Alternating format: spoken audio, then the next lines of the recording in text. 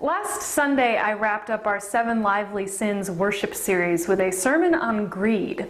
I used the familiar story of King Midas and a poem by Barbara Rass that says, "You can't have it all, but there is this.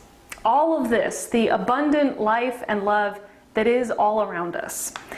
And while reflecting on greed for this sermon as a common tendency or vice of human beings, I identified what I think are a few myths at the root of so much of the greed in our lives and our society.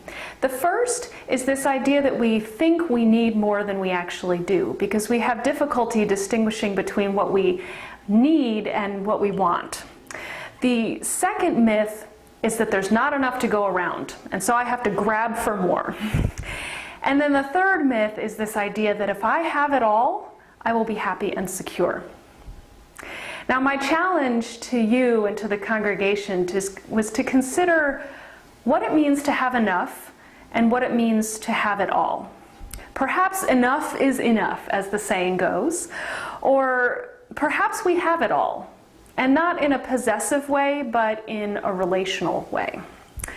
I hope that you'll watch or re-watch the sermon online and share your thoughts with us, not only about greed, but about the Lenten season and your experience of it as a whole. In the sermon, I ended by sharing a story that kind of encapsulated my Lenten journey. It was something that happened the first week of Lent, and which framed how I engaged with our spiritual practices around the 7 Lively Sins for the weeks after that. And by really engaging with those practices, I was able to see both the sins or vices and also the virtues in a fresh way. And so I'm curious about how you have incorporated those spiritual practices into your Lenten journey this year, and would love to hear from you about that. And I hope you'll join us for Maundy Thursday and Easter Sunday. Have a great week, everyone.